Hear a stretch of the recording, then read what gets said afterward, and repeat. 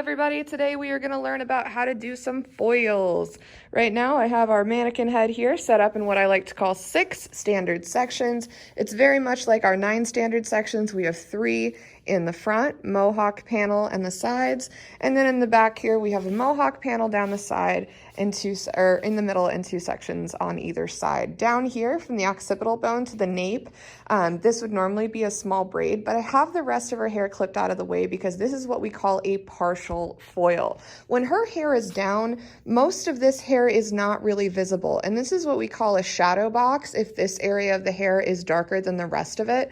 A partial foil is either a touch-up highlight or just something that people come in for if they're looking to break up their color but not go super dramatic. It's also less expensive than a full highlight, which would go all the way down to the nape, and I would say a lot of the highlight services that you do on the floor here at the school are going to be partial highlights, or just a lot of the highlight services that you do in general, because unless someone's wearing their hair up all the time, they're not as worried about this.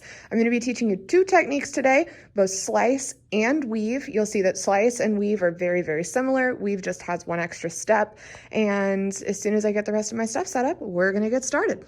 This is the lightener that I'm going to be using today with the developer. Remember guys, always check your mixing ratios because they can vary product by product. For instance, this lightener is a 1:2 mixing ratio, and even though these are not paired as a set, the developer is a separate brand from the lightener. This is a lightener that we use on the clinic floor, and I'm just saving my good stuff for later. People will often ask me, like, what do you do if a girl has very, very long hair, your client has very long hair, regarding the developer power and being worried about the color not processing or over processing, and the key is understanding your developer concentration. As the time passes on the foil application, I'm going to bump up my developer probably to a 30 by the time I get to the front. If she had even thicker hair, I might start with a 10 and then work my way up to a 20 and then eventually a 30. It really just depends on how dark the hair is, how light they want it to be lifted, and then the overall composition of the hair, how strong it is, how porous it is, how many times it's been previously processed. But a lot of your formulation is going to come down to what developer you use and when you need to change. This is my SMA setup for my station. You guys can see I just have some foils here. These are more expensive foils. They're pop-out foils, and they have a pre-folded crease, which I'll talk to you guys about in a bit. I have a tail comb and a standard comb. For you guys, I would say use your wire tail comb because it's going to be a bit easier to learn with. To be honest, I just have all my wire tail combs at home, so I'm going to be using this one. The lightener is mixed up here. I mixed up 25 grams of lightener to 50 grams of developer because it is a 1:2 ratio. Just always make sure again that you check your manufacturer's directions, which when it comes to hair color and lightener, thankfully it is always printed on the box, because some lightener is a 1:1 ratio, some is 1:2, some is even 1:3, or has variation depending on the lightening technique that you're doing. When you apply your foils, you'll end up creating this little lip at the top. The foils that I have thankfully already have the lip included in the top, but really the function of this is being able to put your tail of your comb right under that lip, and it'll help you apply the foil into the hair. And again, I recommend using your tail comb, or you guys have seen my color brush that has the brush on one end and the wire tail comb on the other. But just for the sake of understanding what I'm doing before I get in and doing it, I wanted to show you that these foils have a pre-folded lip, and you can either prep your foils with the pre-folded lip or do it as you go. But either way, I really like these foils. They are from Mar brand, which I like this company in general for their color brushes, their foils, their balayage supplies. Really everything that they make is really high quality and also pretty. All right guys, so the first technique that I'm going to be illustrating for you guys is the slice technique. Slicing and weaving are very similar, and as we get toward the front of the head, I'll show you weaving and you can see that it's just one extra step compared to the slice. The sections that I'm going to be dropping down are just about 1/8 of an inch wide. You can do as wide as 1/4 of an inch, but definitely no larger than that. So I'm going to come into this back mohawk panel just because, like everything else I've taught you guys in this class, we're starting in the back and working our way toward the front and the sides. So I've dropped down the section. I'm going to take the rest of the hair and just clip it back up into place. Now I'm going to comb this small section out to make sure there are no tangles and split it in half. This section of hair that's down here is going to be left out of the foil. We call that leave out. It's essentially the low light of the hair or just the natural hair base color that's being left out, because these are highlights. It's not an all over lightener. We're just looking to add pieces of lighter hair into the canvas that we already have. Now the key to getting your foil placement proper is elevation. So I'm gonna hold this hair up nice and high at a 180-degree angle, and then I'm coming in with my foil and I'm not setting it below that parting line, I'm actually setting it slightly above, so that when I pull my foil down, or pull the hair down over the foil, you see how nice and close that sits to the scalp? If you're holding the foil or the hair down at a low elevation and you don't do that extreme amount of elevation, then you're going to end up with a big gap between the scalp and the beginning of your highlight, which nobody wants that because it just looks like you need to get a root touch up anyway. And you'll see that I started by not applying all the way up to the top of the foil. I was a little bit below it. That's so that when I get toward the top, I can brace it with my thumb and forefinger and then just very lightly tap and drag, and I'm still staying about 1/8 of an inch below the lip of the foil. The reason for that is that lightener swells as it processes, and if you go too close to the edge of the foil, it will swell up and bleed over the top, and we call that creating cheetah spots or bleed lines, and you'll end up with this really unfortunate and kind of garish bulb of yellowish brown at the top when this is just supposed to be the natural color near the scalp. Anyway, now that I have this lightener applied on top of the foil, I'm going to fold the foil in half. Now I'm going to fold it again about 2/5 of the way down. It's not quite in half. And then on the sides, I'm going to match it with the borders of my mohawk. And you can see the pattern here. Just like with everything else we've done before, the size of the tool is informing the size of the section, but it's a little bit backwards this time because the size of the section is what we made first, is now informing the size of the foil that we've created. I'm going to go in and drop down another one so I can show you guys. So I'm coming in with my next section. It is about 1/4 of an inch wide, making sure that it's pretty even. I'm going to clip this up and out of my way, nice and tight so I can see my parting line. Split that in half as I did with the previous foil, and there's my leave out underneath. Elevate that hair nice and high, bring in my foil and place it slightly above that parting line, and then bring the hair down on top of it. And again, this would be a little bit easier if I had my tail comb, like my wire tail comb with me, but I just managed to leave that at home. So now I'm coming in with the lightener, and as I did before, I'm starting below the lip of the foil. It's a good 1/2 inch off of the scalp. And another thing to do is keep your hand very flat behind the foil, because foils will wrinkle and they'll get a little scrunched up, and that just makes it hard for things to stay even and also neat looking.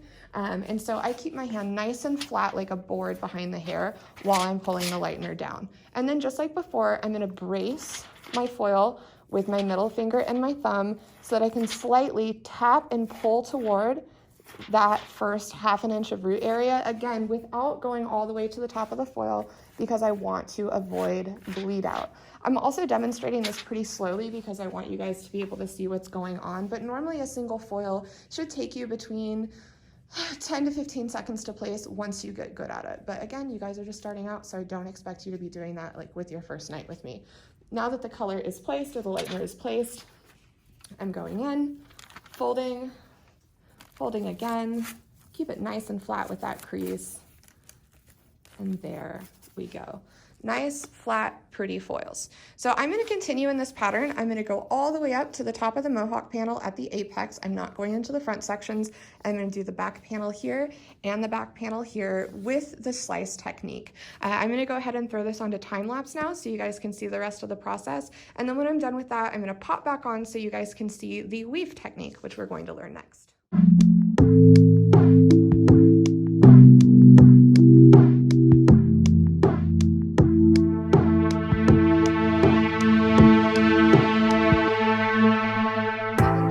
So this mannequin doesn't end up looking too funny, I'm actually going to go ahead and continue doing the slice technique on the two sides, and then I'm going to end up demonstrating the weave technique on the top for you guys because I think that'll be a bit more realistic rather than having her all slice in the back and all weave in the front.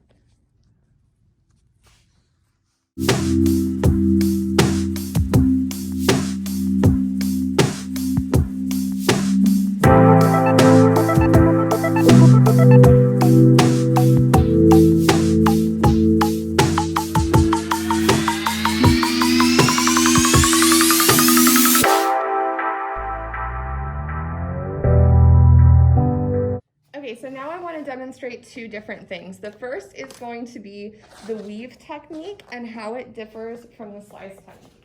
And like I said, it's just going to be 1 step's worth of difference. And I know the camera angle here is a little bit challenging. I'm going to try to make it as best as I can though. Oh, let me scoot her back.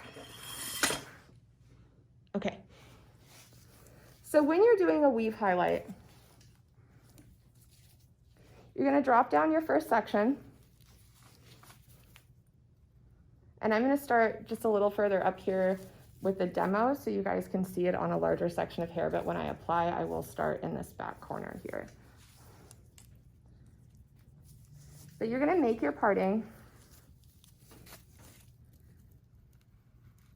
Get your 1/8 of an inch.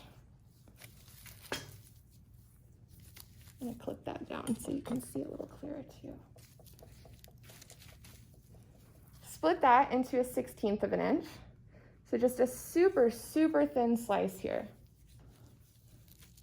And then from that slice, you're going to weave your comb in and out, in, out, in, out, just using the tail of your comb. And you can see there are clear gaps between the hairs here. I'm going to pinch what's on top of my comb and push what's below it. And when I hold up here, again, you can see those nice clean gaps between the pieces of hair. And then I would place my foil and set the hair in the highlights.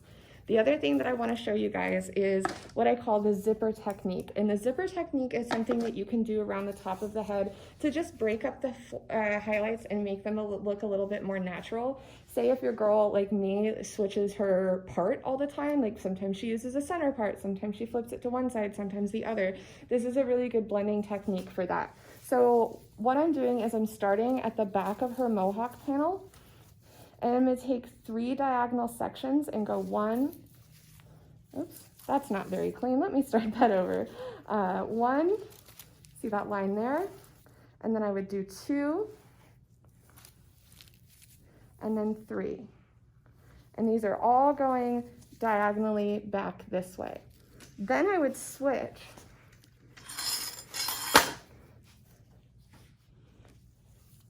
Going diagonal in the other direction. 1, 2, and 3. And then I would switch on the other side, 1, 2, 3, switch on the other side, 1, 2, 3, until I ran out of foil or space. I'm gonna go ahead and draw a diagram of this on the whiteboard for you guys as well so you can see what it looks like on the top. But this is just a foil technique, and know that when you're doing slices and weaves, you're more than welcome to alternate the technique. You can do 1 slice, 1 weave, 1 slice, 1 weave, 2 slices, 1 weave. It just depends on how bold or subtle you want the highlights to be. As with everything else, I'm teaching you guys the technique, but at that point, it's up to you to take the technique and use your own creative freedom to learn more about it. These are just basic procedure, basic standard sections, and I'm really excited to see what you guys do and come up with over the next couple of days while you're playing with this. So now I'm just gonna go ahead in on this top mohawk panel, and I am going to alternate slice, weave, and I'll be doing the zipper technique 1, 2, 3, 1, 2, 3, so you guys can see how that looks when it comes together.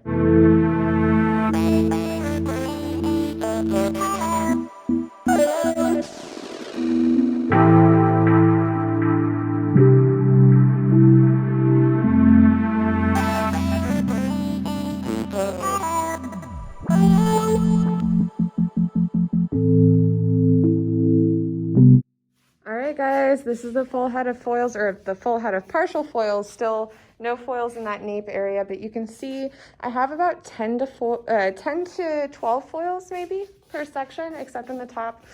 I would say I have probably 16 to 20 in the zipper area, but everything looks nice and flat and folded, and I'm going to have her processing for about 30 more minutes.